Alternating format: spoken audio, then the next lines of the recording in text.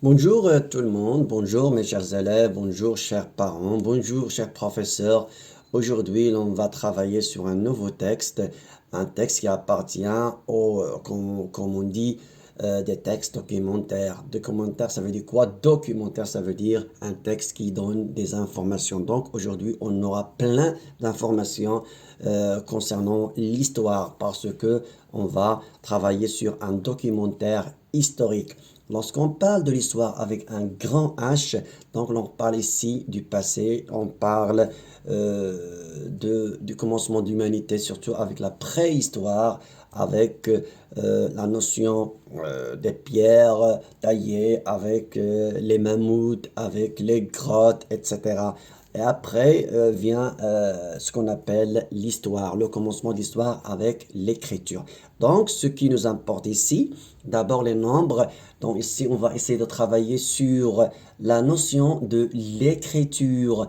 À travers ce texte, on va essayer de chercher comment les personnes, les anciennes personnes ou les anciennes civilisations ont pu découvrir l'écriture. Alors, tout d'abord, on passe maintenant à nos illustrations tout d'abord, comme vous le voyez bien ici. Donc ici, comme vous le voyez bien, on a dans cette première illustration, donc c'est très très ancien tout ça. Alors ici, on a, ça c'est comme un papier, mais on l'appelle autrefois un parchemin. On l'appelle un parchemin parce qu'il n'y avait pas de papier, il n'y avait pas de tablettes, il n'y avait pas de télévision, il n'y avait pas de téléphone. Il y a seulement ce qu'on appelle un parchemin. Comment on a pu avoir ces parchemins? À travers les peaux des animaux. Lorsqu'on tue les animaux, on les dépouille, on enlève leur peau, donc, et ça sert à écrire. Et pour ceci, donc, comme vous le voyez bien, on appelle ça un calame. Un calame, ici, regardez calame. Donc, il sert à écrire parce qu'il n'y a pas de stylo, c'est clair. Donc, ils ont utilisé ce que la nature a donné. Donc, dans la deuxième illustration, c'est plus récent, c'est un carnet, donc c'est un stylo. Et ici, on a une tablette avec un stylet. Donc, la deuxième et troisième illustration, c'est très récent. Par contre, la première illustration, c'est purement, très, très ancienne. Alors, on passe maintenant à cette deuxième illustration ici, plutôt ce qui est en bas. Ici, on voit qu'il y a qu'on appelle ça des petits jetons. Ils sont très, très petits. Vous voyez ici. Donc, ils ont plusieurs formes. Ici, regardez, il a la forme d'un cylindre. C'est clair. Parfois, on a des formes qui sont des cônes, c'est-à-dire cônes comme ça. On peut dire comme ça des cônes. Et aussi de petites comme des billes. Voilà, ils sont rondes. Et ici, on a une forme qui est un peu très, très grande. C'est clair? Appartient à la préhistoire. Ici, on a des petits trous. Regardez-les. C'est clair? Donc, on appelle ça une bulle. Une bulle. Donc, on va découvrir toutes ces illustrations à travers le texte. Donc, on va passer maintenant à notre texte. On va essayer de lire paragraphe par paragraphe pour mieux comprendre le texte. Les hommes préhistoriques vivent en petits groupes, se nourrissant de la chasse et de la cueillette de fruits, baies et racines. Donc ici, on parle maintenant de la préhistoire. Donc, chers élèves, la préhistoire, c'est une période, c'est le commencement de l'existence des êtres humains. Donc, lorsqu'il y a les êtres humains pour la première fois, on appelle ça la préhistoire, avant le commencement de l'histoire. Comment on peut différencier la préhistoire de l'histoire? Donc, c'est très très facile. L'histoire commence avec le début de l'écriture. Lorsqu'on a découvert l'écriture, ça y est, c'est le commencement de l'histoire avec un grand H.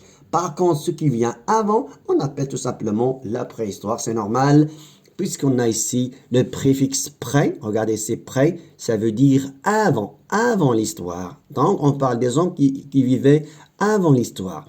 Les hommes préhistoriques vivent en petits groupes, donc il n'y avait pas assez de personnes. Donc, on dit quand on lit par exemple dans des livres spéciaux sur la préhistoire, on disait que les premiers hommes vivaient dans l'Afrique, ils vivaient en petits groupes. Donc, ils n'étaient pas nombreux, donc ils vivaient en petits groupes. Se nourrissant de la chasse, donc ils chassent les animaux. On dit que les animaux qui étaient dans cette période ou cette époque, ce sont les mammouths. Donc, ce sont les mammouths qui étaient. Alors, il y a aussi les bisons et on dit aussi qu'il y a des chevaux.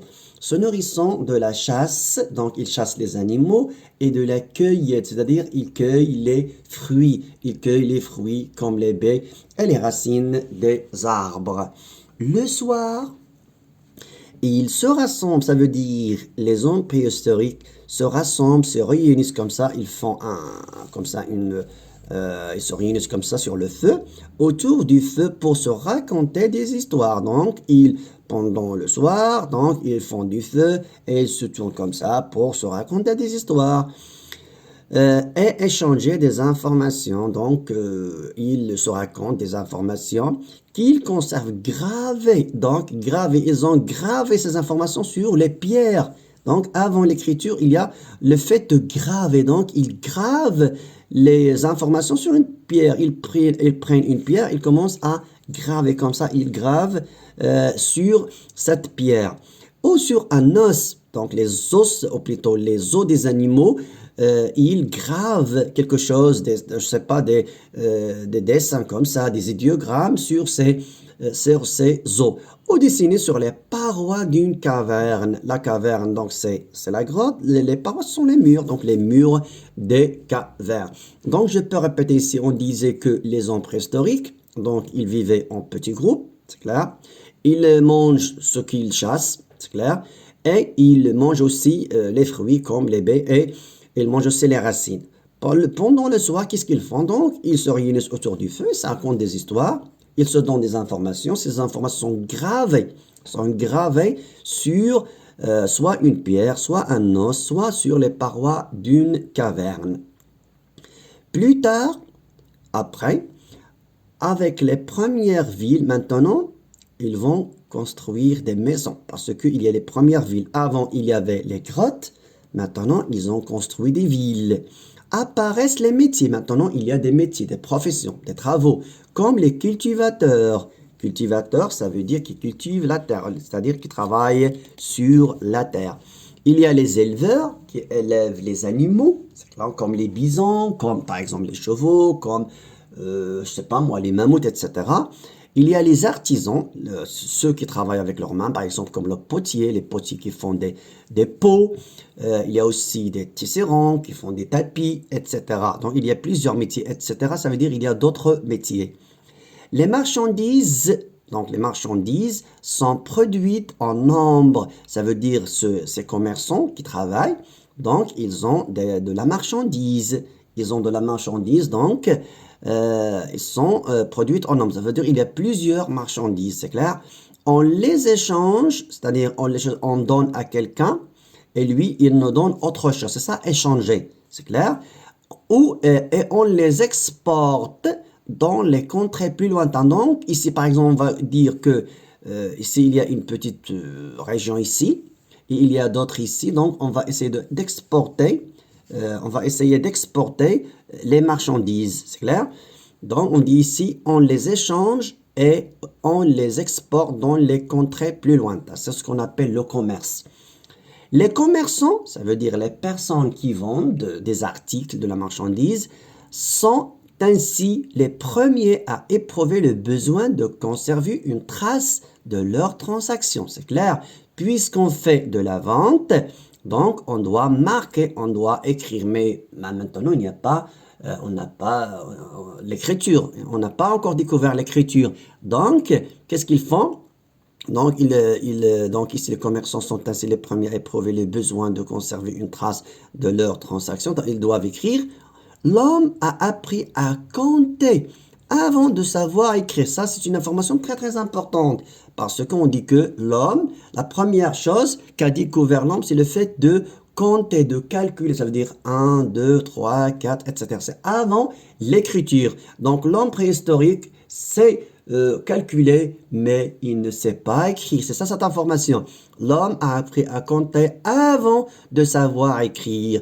car échanger des biens exige des systèmes d'évaluation précis. Par exemple, si quelqu'un vend à une autre personne, par exemple, je ne sais pas moi, un article précis, donc il doit les compter, c'est clair?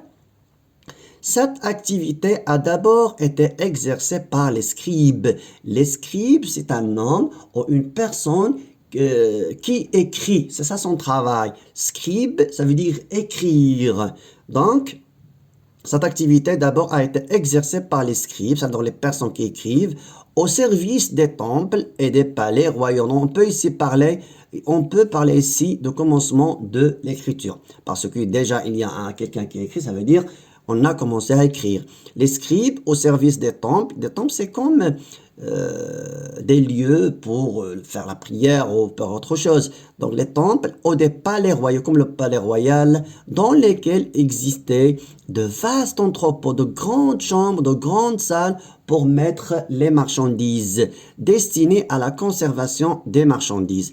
Donc ici, dans cette deuxième partie, on a essayé de parler sur le commerce, comment les commerçants parents doivent écrire ça. Donc, il y a comme on a dit ici en bas, il y a des scribes qui écrivent, qui notent le nombre et notent aussi les articles ou la marchandise.